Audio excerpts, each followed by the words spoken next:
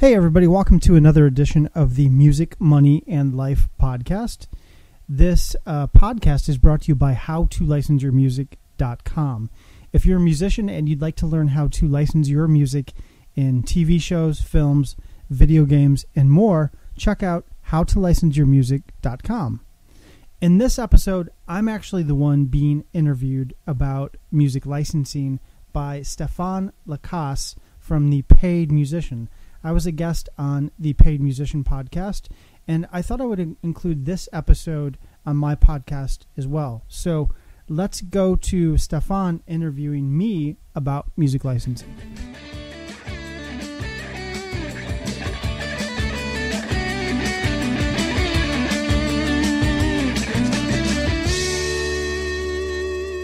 Aaron, thanks so much for joining us today at The Paid Musician. Real happy to have you. Super big fan of your site and your podcasts have been really helpful. As you know, the podcast is all about getting paid and doing what you can to make more money, making more music. And I think there's no more efficient way of making money in music these days than licensing. Is that what you've found? Is that's pretty much that's the golden egg right there? Well, I don't know if it's the most efficient way to get paid for music, but it's certainly, once you get going, the great thing about music licensing is a lot of it is passive income. So I look at licensing as actually sort of harder to get started in than something like performing or other aspects of the music business. There's a little bit of a bigger barrier to entry just in terms of competition. Mm-hmm. But once you kind of get your foot in the door and get going, you can really leverage work making money from music that you've already created. I look at it as sort of like a 401k for musicians.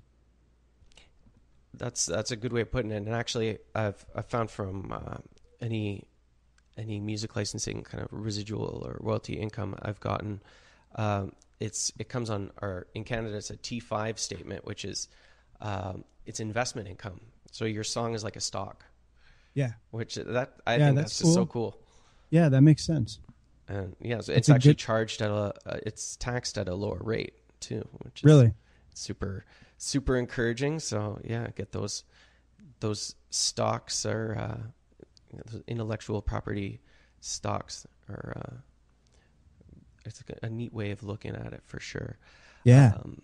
So do you think for the average songwriter out there, if they have their own songs, obviously they would want to be able to try and kind of reach out to music supervisors or publishers about getting their songs out there. But how much of the opportunities are kind of like writing on demand? There's some of that, but probably not for like if you're just getting started with licensing, that's probably not going to come up right away. That's more something that will come up, if you develop relationships with publishers or supervisors and you've been doing this for a while. There's certainly, there are opportunities that come up and people will reach out to you. I mean, I've written a lot of stuff over the years for my publisher where she'll be pitching to a specific TV show and she'll sort of think of specific writers that she works with. And if something comes up that's relevant for me, she'll send me an email and, I'll sometimes write things with a specific project in mind. There's not a guarantee that I'm going to get placed, but it's at least I know she's going to throw my song in the mix. So that certainly happens. Well, that's cool.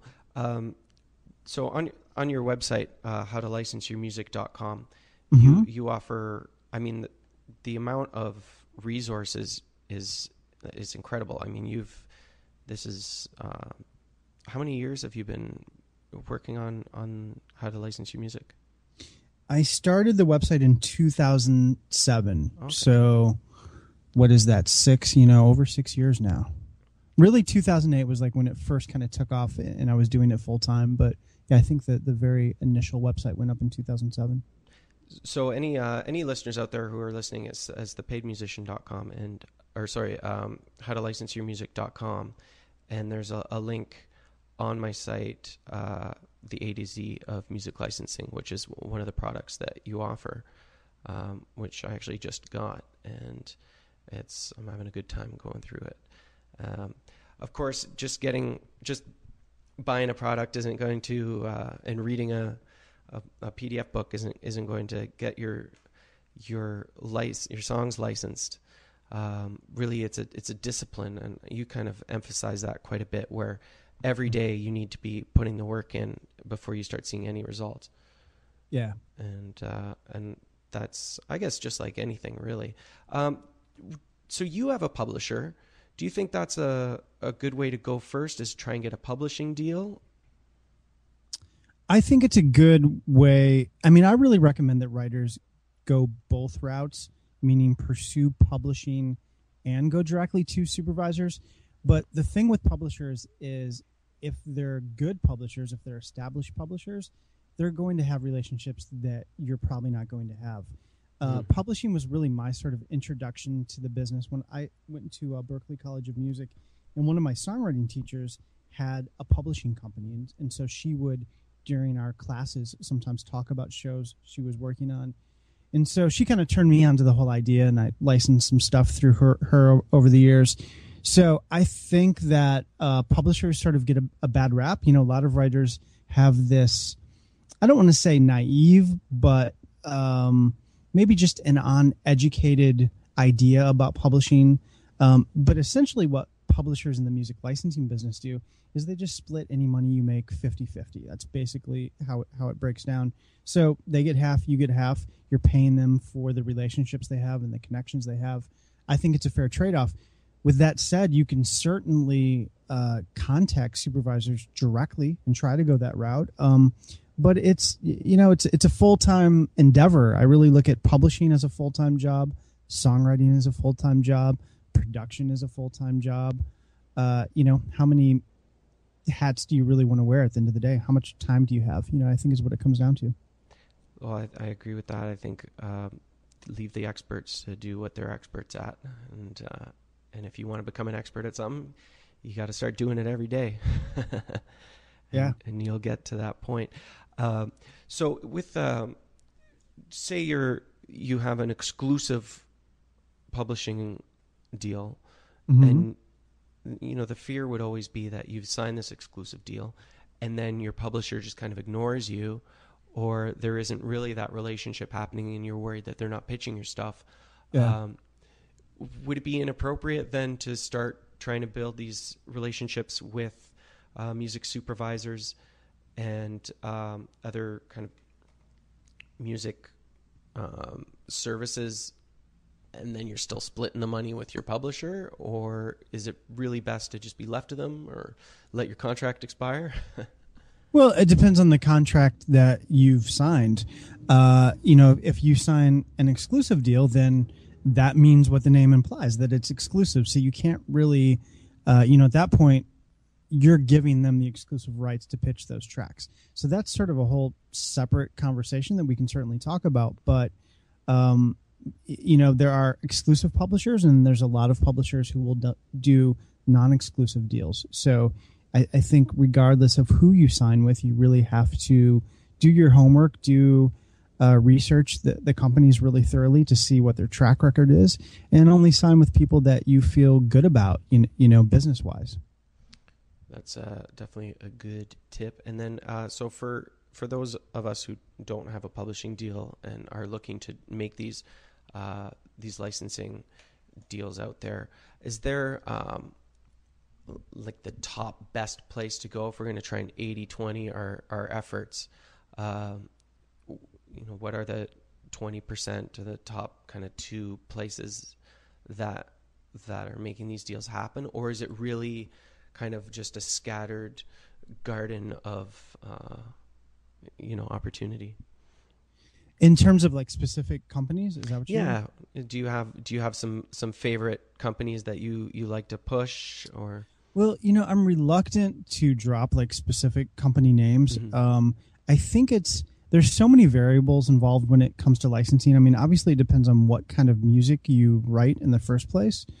So the publisher I work with isn't necessarily going to be a good fit for you. It really depends on what you do stylistically. So I think I mean, honestly, this is one of the biggest challenges about getting started in licensing is just who do you go to? So my approach in working with writers is that you approach as many people as possible. I mean, do it in a intelligent way. Do your research, make sure you're submitting to places that make sense stylistically. But I can't really tell a broad audience. I don't know how many listeners you have, but it's very hard to tell hundreds of people go to this specific company. Yeah. It's really, I think you have to research companies, find out what projects they're working on. You really have to do a little bit of work to do this, and I think a lot of writers, I work with a lot of songwriters, and it kind of seems like everybody's looking for this formula, and the formula is the same as any business. You research the market and you create quality products, in this case songs, and you good old fashioned elbow grease. You do the work until you make the connections. No substitute for elbow grease, that's for sure. What are your thoughts on waiving sync fees for opportunities? Well, I don't like it. I think that's sort of a byproduct of where we are in the licensing business. And we talked about exclusive and non-exclusive deals. I think the downside to this plethora of non-exclusive companies is that it really drives the value of music down, right? So I certainly understand why songwriters don't want to get locked into a deal they can't get out of. But on the flip side, I also really understand why publishers and libraries want music that's unique, right? Mm-hmm. So what we're seeing in the industry now is a lot of companies have access to the same supply of music. So it's like in any business, supply and demand. When supply outweighs demand, prices go down. So I think, this is just my take on what's happened in the licensing business over the last couple of years. I think sync fees have gone down, and in some cases don't exist anymore just because supply is so high right now. Well, it's definitely cheaper to make music than it ever was. So, and that too, right? Yeah. I definitely think, there's always those, taking a free opportunity is always kind of a hard one to do because you want that exposure. But at the end of the day, you really aren't being valued. And I think that not getting paid for something, it does something a little, it's almost bad for your self-esteem. Yeah.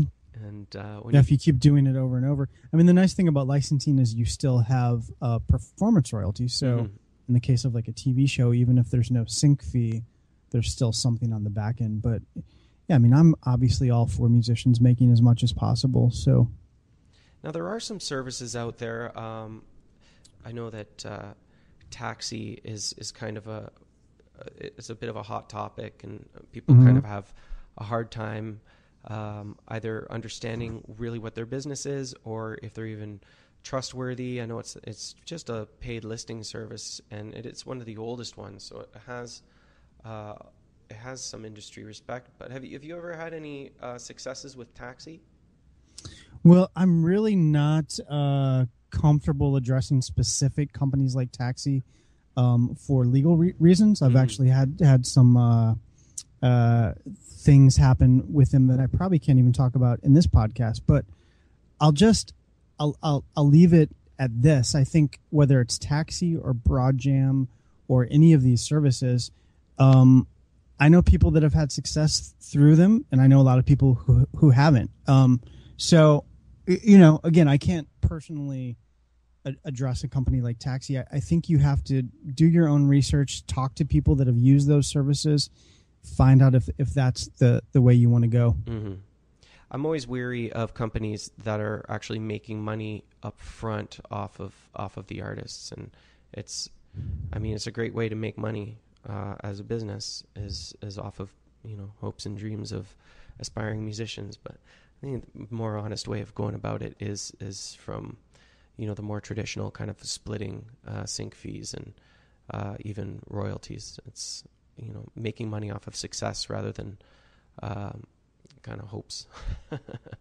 Yeah, I look at it both ways, because I think if you have a service that you legitimately provide and you can legitimately connect people, with people in the industry, and you do the legwork of making those connections, I think one way or the other, it's certainly fair to be expected to be paid for that trade-off.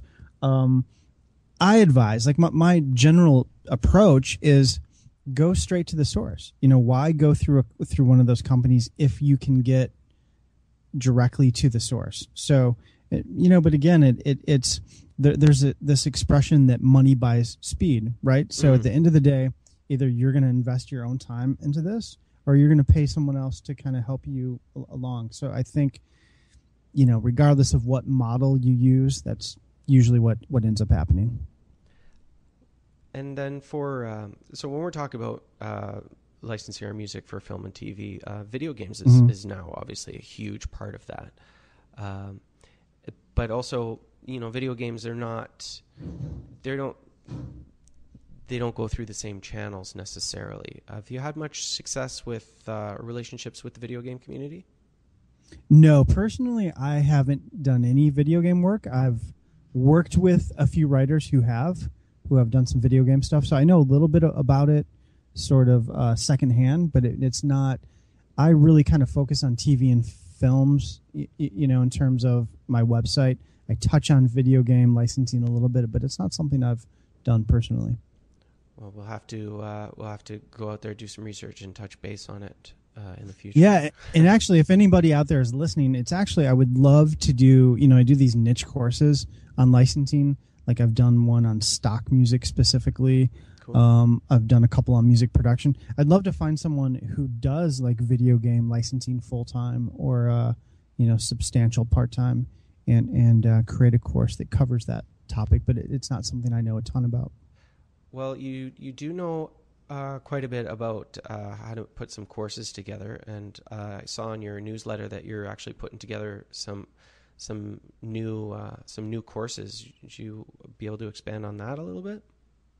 Yeah, sure. Well, the newest one I'm working on is a video course about music licensing. So just an in-depth course on licensing music in television and films.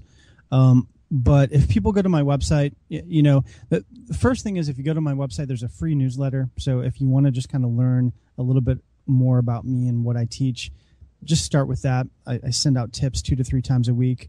But yeah, on my website, there's a store, and I have courses on music production and music licensing and directories. And I'm trying to provide as much like really specific resources related to the licensing business, because there's a lot to it. It's a little more than just write a song and start randomly pitching it to people. There's a lot that goes into this. Mm-hmm. Well, you've definitely seen some positive lifestyle results from your hard work. When last time we talked, you were down in the Caribbean, I believe.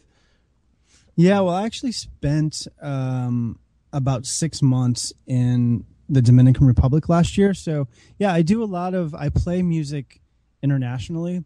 And so at this point, I'm actually in Chicago right now. I'm based out of Chicago, but I'm kind of back and forth between the two places. I come back to the States to, there's so many great resources and infrastructure in the States. I come back to record music and work on business things with my business partner here. But then I have a little connection in the Dominican Republic where I play music. So yeah, it's kind of cool. I can go back and forth. Well, definitely good to get out of Chicago in the winter, eh?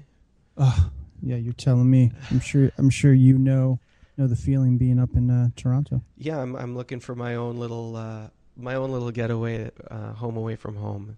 Maybe Bora Bora or Tahiti or something. We'll see.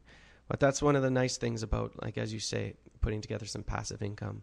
Yeah. Is you actually do get to enjoy, making money while your feet are in the sand and you're playing a guitar on the beach. And that's, I think, the goal for most of us, is just to be as creative as possible and enjoy the lifestyle and, put the hard work in and then reap the results down the road. Yeah. And find the right balance too, because I don't want to, I don't want to give people the impression that I go to the Caribbean and just drink pina coladas all day, because that's certainly not the case. But at the same time, you can't, there's a point at which you can overdo it with work. And I think in American culture, and probably to a certain extent Canadian culture, we really emphasize work and productivity. And I love it. Like I love building the website and doing music, but you got to find that balance. So for me, that's been going to places like the Dominican Republic and just finding ways to sort of unwind. Oh, balance is the hardest thing, I think, especially when you're a creative person. You're always having new ideas and always wanting to connect with new people and grow new projects, and it does get hard to turn off. One thing I've done is I actually got rid of Wi-Fi at my house.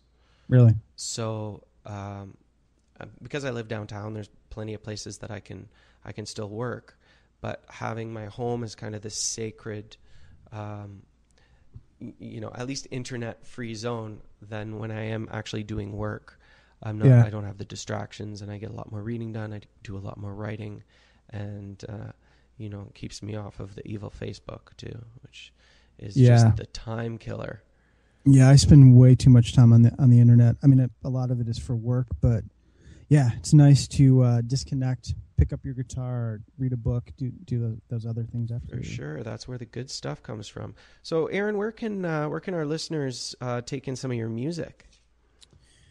So right now I'm redesigning my website, so I don't think that's online, but I have a Bandcamp page. Okay. So aarondavison.bandcamp.com. I'll link to that on the show notes. You can hear some relatively new music, and I'm actually working on some new stuff this for the next couple weeks here in Chicago. So hopefully I'll have some new stuff up soon. All right. Well, awesome. Thank you so much for joining me today, Aaron. And again, everyone, thanks for having me. licenseyourmusic.com. And I actually I found your stuff through podcasts on the Apple Store in iTunes. Oh, okay, cool. Which is super awesome. You have, I think, I'd say the best podcast that talks about music licensing out there. There's a couple of them, but yours is cool. The one that has the most kind of tangible takeaways, and you're speaking with people who are really in the industry and know what they're talking about.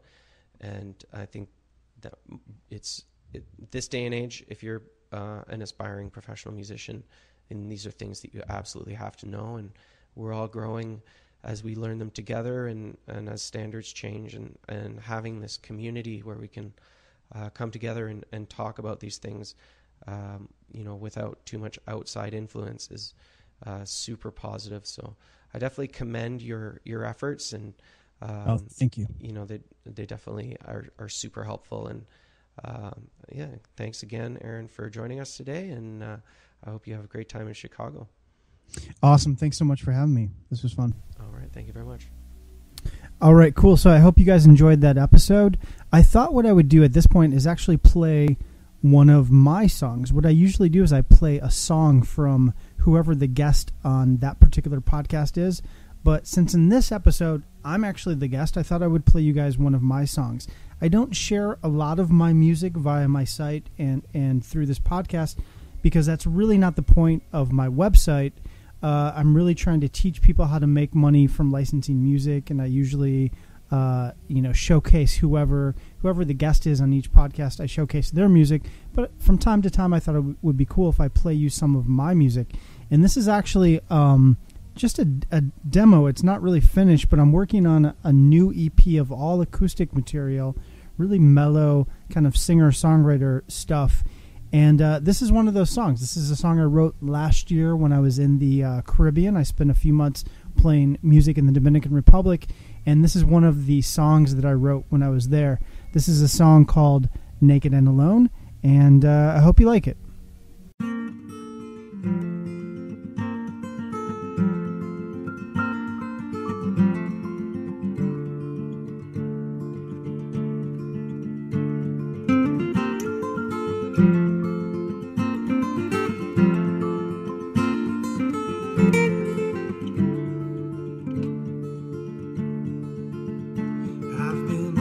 Drifting now, I've been up and down, I've been down and out, but I'm resigned. You've been hot and cold, I've been a little slow, but you're message got a little lost along the line. I just wanna see you naked and alone, 'cause it's something that's been weighing on my mind. I just wanna tell you what you already know, that I'm trying to find a way to make you mine.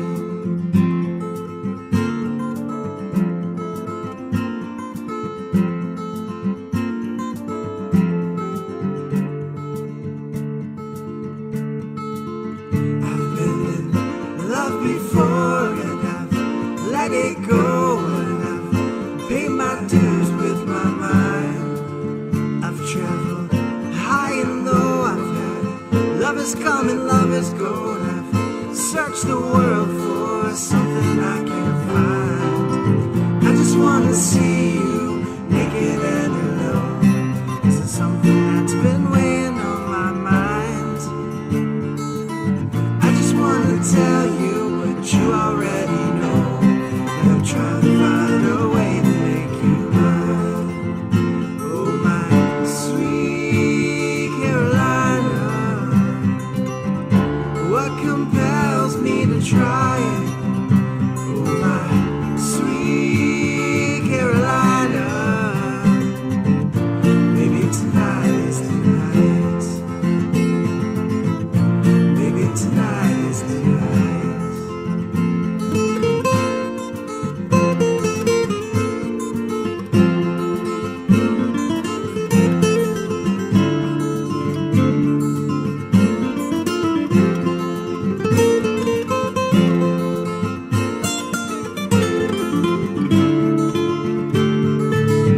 I just wanna see you naked and alone, 'cause it's something that's been weighing on my mind. I just wanna tell you what you already